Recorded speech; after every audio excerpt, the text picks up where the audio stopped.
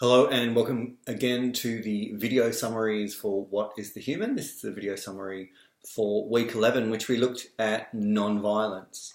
Most of us, when we think about it, have an attitude towards violence that falls somewhere between pacifism, which is the idea that violence is wrong in every circumstance, and there's no real name for the opposite of pacifism, but aggressive nationalism might be one version of it, in which that would label the view that violence is fine whenever you feel like it. And so most of us sit in between those two extremes. And so the philosophical question becomes then is, when is violence justified? Presumably most of us wouldn't, condone shooting someone for looking at us funny, nor would we condone the idea that anyone can come and kill our families or whatever and would do nothing about it in the process. So the question then becomes is, when is violence justified or justifiable in philosophical terms? Now, the tradition has generally dealt with that question with two separate issues. And it comes under the heading of what we call just war theory. Now, just war theory looks at two areas. One is, when is war justifiable? When is violence justifiable? And specifically, it has been thought about in relation to war. And the second is what is justifiable within war. That is, what kind of behaviour is acceptable within war and what is not acceptable within war. I'm just going to spend some time now thinking about the first aspect. We're not going to really discuss the second aspect. And so there are a number of criteria that are being offered for this over time, and they come from all sorts of different traditions, right? So, from Hindu, there's reflections on this in the Hindu texts, and in the Western philosophical tradition, and so on. So there's a lot of different sources for just war theory. Now, some of the criteria that have been offered are things like war must have a just cause, and you can go through this in the PowerPoint or listen to it in the lecture. That is, war must have a just cause. So, you can't just go to war because you feel like it. It has to be openly declared by a competent authority. You can't wage war secretly. It has to be considered to be more likely successful than not. That is, you can't enter into combat knowing that it's going to be a total failure, but you're going to do it anyway, even if you just wreak havoc and destruction. It has to be proportional. That is, you have to have a response in war that is in some way commensurate with what you're trying to do. If you're trying to stop a country from, taking over another country, then you don't go in and commit genocide and wipe the whole, raze the whole country to the ground. It has to be the last resort. That is, you can't go to war as the very first option. That is, that you think of being put on the table.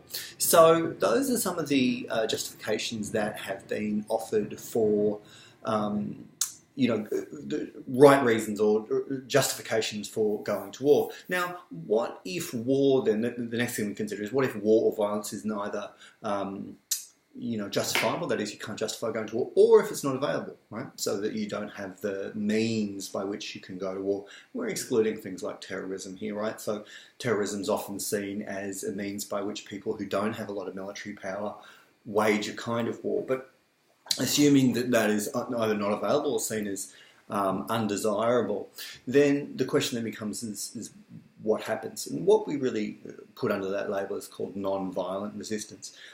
There's a whole series of case studies that one can look at with non-violent resistance, and in the lecture in week 10, we looked at some case studies, Gandhi and the civil rights movement in Gandhi and the British rule with the British rule of India and challenging that, and in the civil rights movement, the students challenging of segregation laws in Nashville. There's a whole series of case studies that can be gone through with respect to non-violence. A lot of these are covered in the documentary and the book A Force More Powerful, if you want to have a look at it. Like the Polish Solidarity movement, which overthrew communist rule in Poland, which was largely achieved without any kind of violence means. So the techniques used are things like strikes, boycotts, sanctions, petitions, parades, resignations, right? So it's, when we think of non-violence, often we think of just people kind of walking around with placards in the street saying, chanting something. when in fact that's a very small part of what nonviolent resistance, how it operates. Now the thing is, nonviolence has had an enormous impact, did have an enormous impact on the 20th century. The fact is, though, that we don't see it, right? We tend to see that war was how changes happened in the 20th century. But in fact, non-violence was incredibly widespread in the 20th century. And one of the reasons we don't hear much about it is because it's very, very unsexy. And it's not very newsworthy, right? The news, the media, generally prefers violence and destruction. Just as we like violence and destruction in movies, we don't like movies where people just kind of sort their conflicts out the first 5 minutes, and so on. So what this tends to do is obscure the extent to which non-violent resistance was a huge political force in the 20th century, right? So as I said before, we've got Gandhi, we've also got Martin Luther King in the civil rights movement in the US, the action against Augusto Pinochet's regime in Chile, the resistance and eventual overthrow of Ferdinand Marcos in the Philippines, and so on and so forth. Now, one of the reasons that it's sometimes been put forward for one of the advantages of non-violence as a form of resistance is that it has a positive flow over into the civil structures of society after it's achieved its aims. This kind of stands to reason, right? That if you depose a regime peacefully with minimal violence, then the regime that comes to replace it is not going to have to engage in massive repression, right?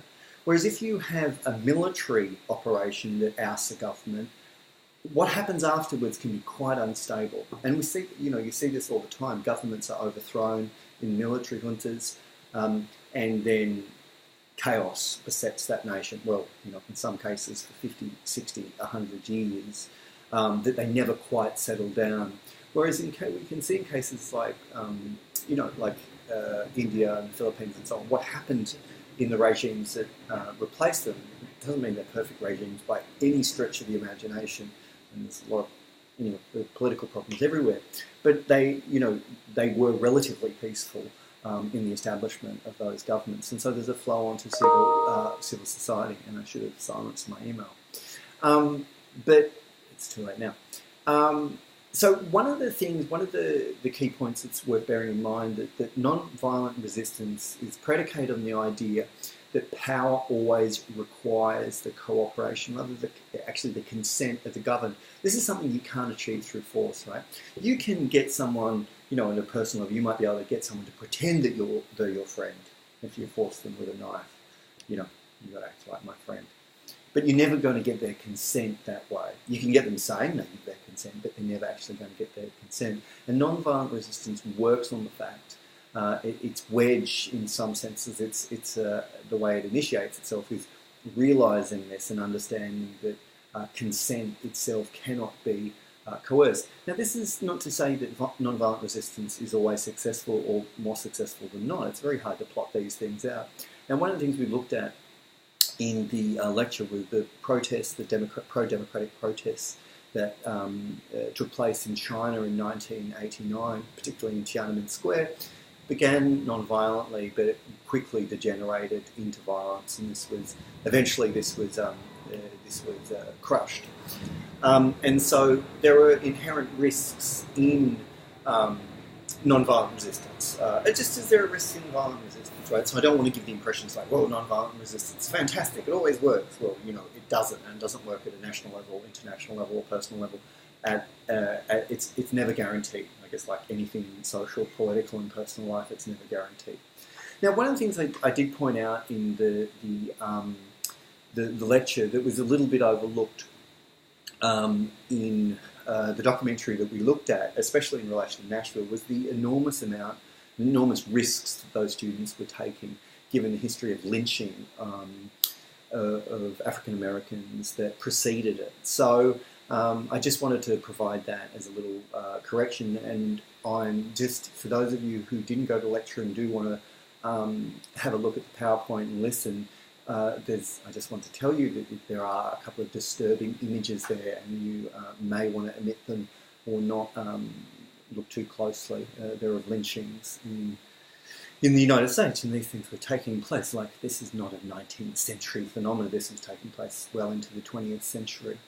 So it was worth emphasising that the risks that those students were taking in Nashville were actually pretty huge. One of the principles of nonviolent resistance is that it's the choice of a battleground other than the one that the opponent prefers. That is that, you know, if you turn up violent resistance, if you decide to turn up to oppose a government with a knife, then they're going to pull a gun on you. If you get a gun out, then they're going to get a machine gun. You get a machine gun, they're going to get a cannon, and so on. And eventually, you're fighting at the level at which a government actually, the repressive governments generally like to fight. So non-violence forces forces governments, for instance, onto a kind of terrain that they'd rather not fight on.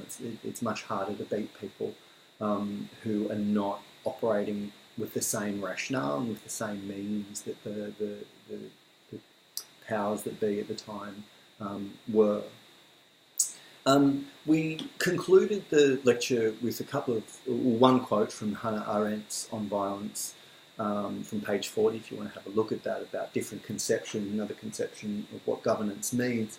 But the question I wanted to finish with was the question of whether any of this applies all the way down.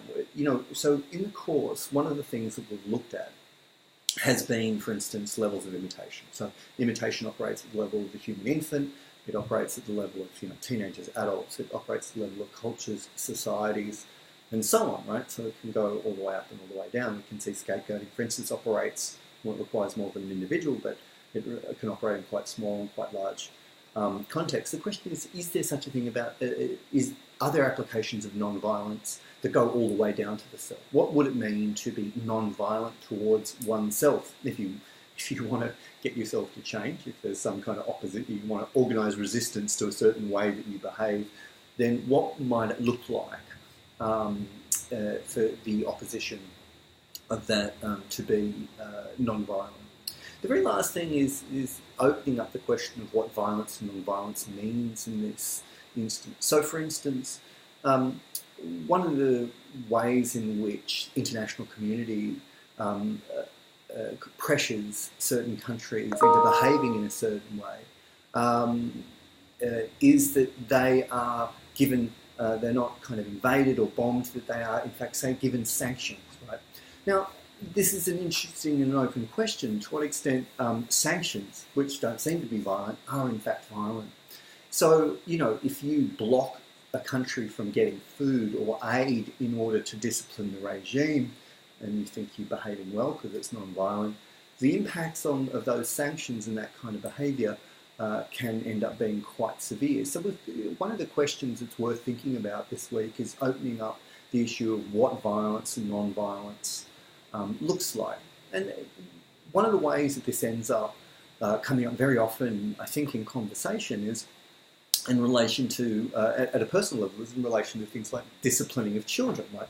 Is it right to, you know, for instance, smack children who behave badly?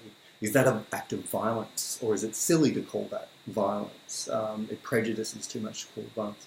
So these things are very well worth thinking through, because these issues are present at the level from the personal right through to international politics. So that basically wraps up the topic for week 11.